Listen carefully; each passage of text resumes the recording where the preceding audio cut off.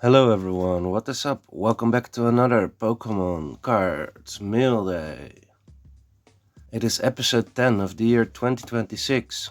Thank you everybody for tagging along and watching the videos as we're going over some Pokemon cards that I picked up through the mail over the last 2 weeks. Last week's episode was really epic, episode 9. I encourage everybody to watch that one. We picked up a major amount of Pokemon cards. I think it were 6,000 Pokemon cards with about 500 cards worth quite a penny. And then all the other cards were bulk. So what I am doing now, it is Sunday, the next Sunday actually from compared to that video. I'm in the process of regrading all my own bulk that I had already listed online. There are some cards in the near mint stacks that I have listed that I deem to be excellent condition anyways. It could have deteriorated the condition over time as they are just sitting in a box, but you don't know what happens. A lot of dust settles on the cards as well. I keep them dry and out of the sun obviously, but somehow my judgment of what is near mint and what is excellent condition has changed over time.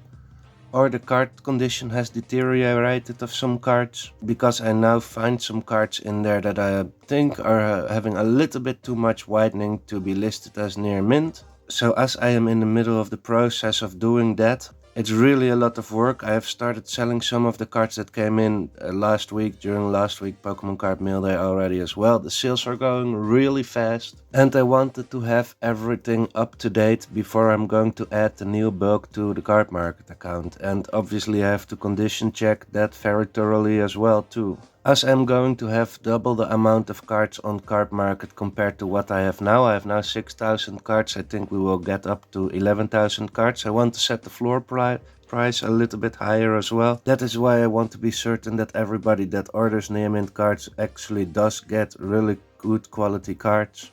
And then I will put the excellent condition floor price a little bit lower.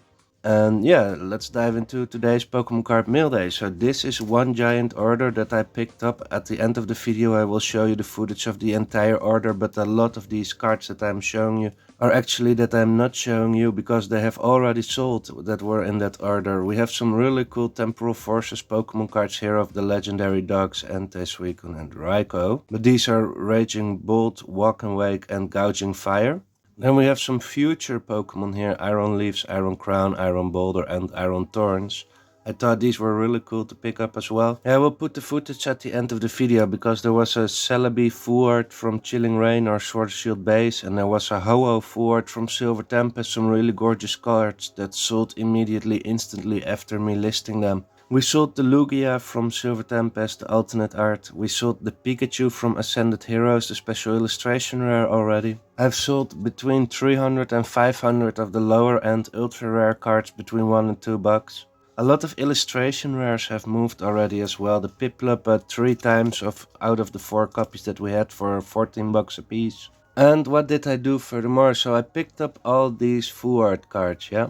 They were all listed near mint, but they were listed to such a price that I was very comfortable picking everything up. And unfortunately, some copies are light played, but I don't really mind. I didn't make a case for it because all these cards were listed like 2 to 3 bucks, and I know I could sell them for 5-6 bucks. This one was a little bit more expensive, obviously. And the Ho-Oh and the Celebi as well. This is a gorgeous card from Astro Radiance. And now that I picked up all these cards, right, and there were a bunch of full art from Astro Radiance, I think Astro Radiance might be a little bit undervalued at the moment. It is really in the underdog position of being one of the greatest sets of the Sword Shield era. That's my opinion. Now what was I going to say? I picked up all these full arts and I had some space left in the track letterbox, so I decided to pick up some bulk cards as well. And there are actually some really cool cards in here. So here we have a Shinji Kanda Ariados, but then we get to all the Yukimori cards. And these are from Lost Origin and Astro Radiance, if I remember correctly. So you can really see that they have this really cool art style. I believe they have their own museum where all these claymation, dolls or puppets are stored and displayed actually. So really nice to see this. They're real life pictures, I imagine, with claymation figures set just in the desert or in the forest or in the water. And then coincidentally, besides this Machop from Mori, we have a Machoke from Arita, a Gloom from Komiya, So I thought that was really cool, and I listed them per artist this time, and let's see for 20 cents a card if someone is willing to pick them all up, if we can find some artist collectors. Now you know me, it had a little bit of a rough start this episode, but once I get loose and start rambling, there is no stopping me at all. This is the next stack of Pokemon cards that we have already listed online, but only cards that came in through the mail over the last 2 weeks. So I have been very busy with taking in cards and ordering Pokemon cards, besides the being processing all the cards from last Pokemon card mail day. I have to put a stop on the ordering for my own personal cards to list online, because I'm so busy with this new giant amount of Pokemon cards, and also the work of listing all the bulk, and now recondition checking all the old bulk, and then I have to condition check all the new bulk, and I have to sort everything per set, because it is basically all dumped into those 4K boxes. I'm really not looking forward to that, and I've figured out if I'm going to continue after making this video, I will have to spend hours upon hours, maybe even 2 to 3 days to be able to do all that work. If you have listed the cards near mint and they are now in excellent condition, you have to do double the work. You have to take out all the near mint listings and then replace them with excellent condition listings. Whereas that will be a little bit more easy with the new cards. You can just sort them already in advance and then just start listing everything per condition. So here we have some of those really cool illustration rares. We have those mega attack rares. I'm really fan of those cards, folks. We have some more. Here we have the card that I've shown before that got a lot of scratches. It has not sold, so that is one of the cards that was purchased prior. So we have the Black Star promo Typhlosion and the V-Star, really cool. Astral Radiance as well. Some Obsidian Flames cards. The Destined Rivals, Arven. We have some Cosmos Foil. I'm really fan of those cards. It reminds me of that older EX era. We have one more Yukimori Drapion. I sold a couple of this card and now I decided, okay, let's just buy one more.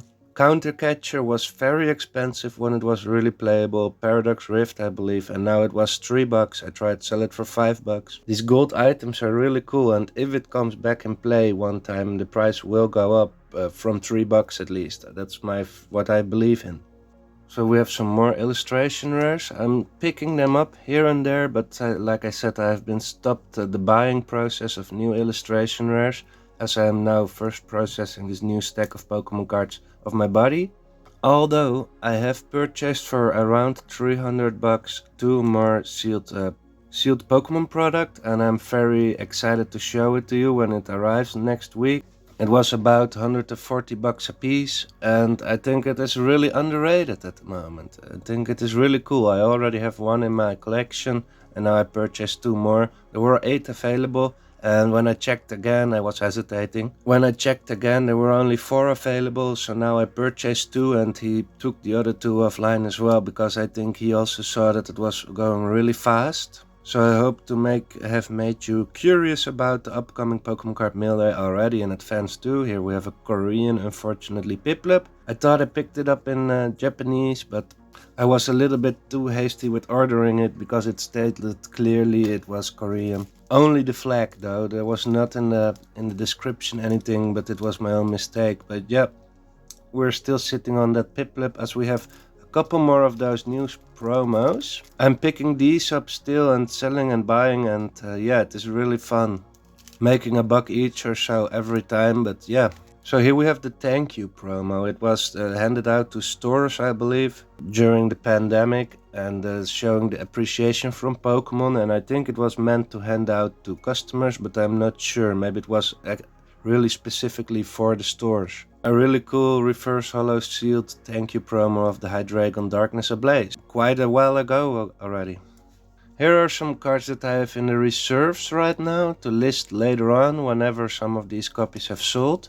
So we have the Orbeetle, we have a bunch of Rayquazas, some more of those Gouging Fires, some more full arts of those future Pokemon, and then we have more Rayquazas. Once I saw someone offering 10 for $1 each, and we all know Storm Emerald is coming in the near future. Some speculation from my side.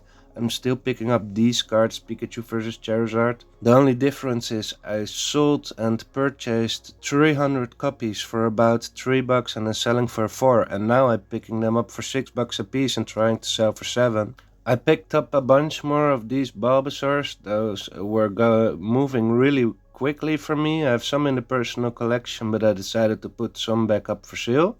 And now it's suddenly stopped the demand, so I'm stuck with 4, but I'm really happily stuck with those 4. I don't mind sitting on them for a little bit longer. I think it is a really good investment or collection piece, or however you want to call it. A little bit shorter today, which is great for me. I have a lot of work to do on this Sunday, and we go to a pile of Pokemon cards that I have for my personal collection. So we start off with this Fluffy. I purchased 2, I sold 1 already. I listed them yesterday only and it is already sold. I have this Full Art Tyranitar from Battlestars that I still need to add to my Battlestars collection. Really great to have found that in that bigger Full Art lot that I purchased. Then we have 2 of these Raichu, so I expect there will be some Mega Dream or Mega Raichu rather Pokemon card revealed. The Mega Raichu X and Y from the Scarlet Violet games, the Legend CA. So I purchased a bunch more. I already have 1 or 2 pages in my binder and I decided to put some up for sale. They sold, I purchased some back and I think this was the right time to do so because the price might go up.